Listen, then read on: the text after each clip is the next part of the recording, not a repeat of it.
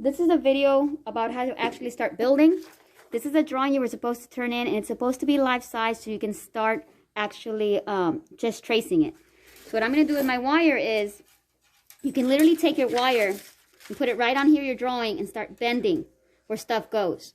Now, to get a really nice curve with wire, here at school we have pliers that you can use.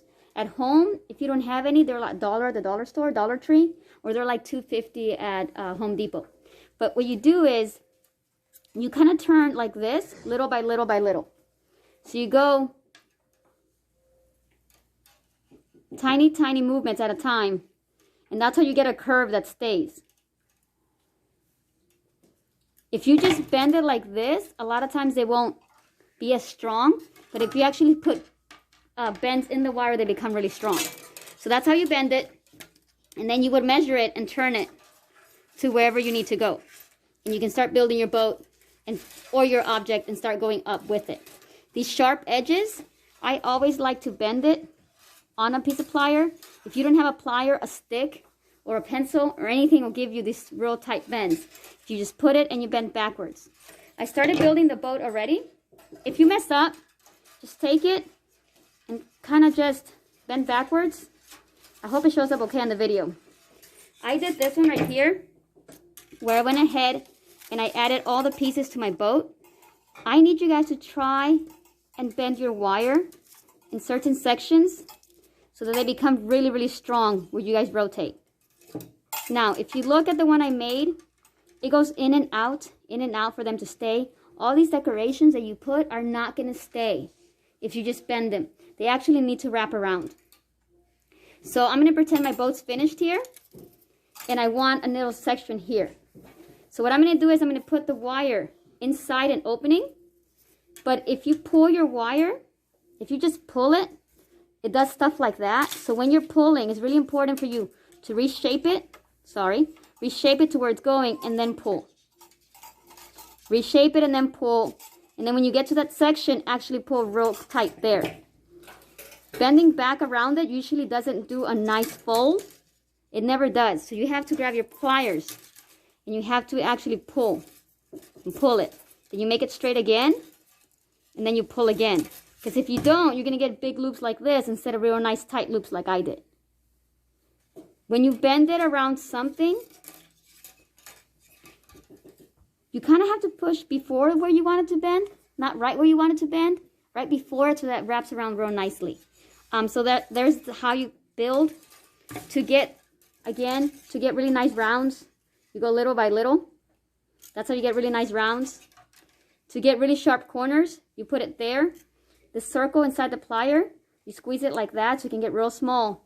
And then the plier that has the grooves in it at the very front, you just compress it. Then you open it back up. And you can get your sharp corners.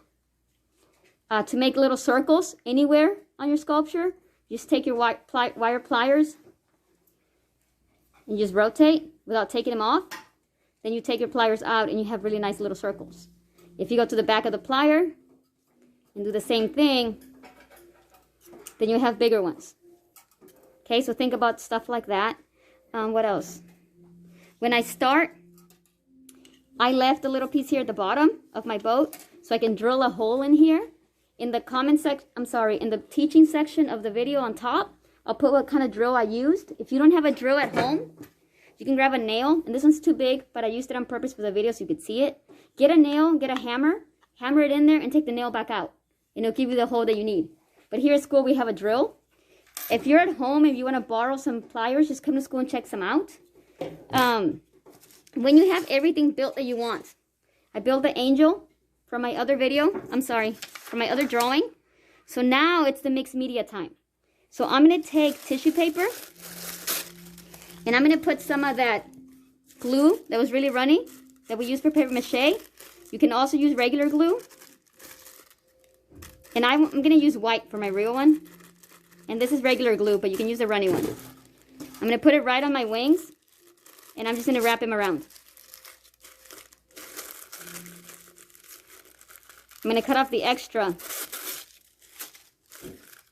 And I am going to cut in the middle and wrap them around. And it's going to give me the shape of the wings. And I'm going to use white tissue for my finished one. where it looked like almost see-through wings, and they're real thin and real clear. So that's what I'm going to do there. Right here, I'm going to grab a string and run it across and across like that, back and forth, and I'm going to put sequins. Then I'm going to give her a little necklace and put a button on it for a necklace. So I'm adding all my mixed media pieces. Remember, use anything you want. I'm going to do one of these here and give her a little halo. So use anything you find, coffee filters, just anything you find to start adding interesting pieces. If I wanted to, I could get this foam, trace my wings, and glue it right in there. So remember, this is not just a wire sculpture. You're going to add a bunch of stuff to it to make it interesting.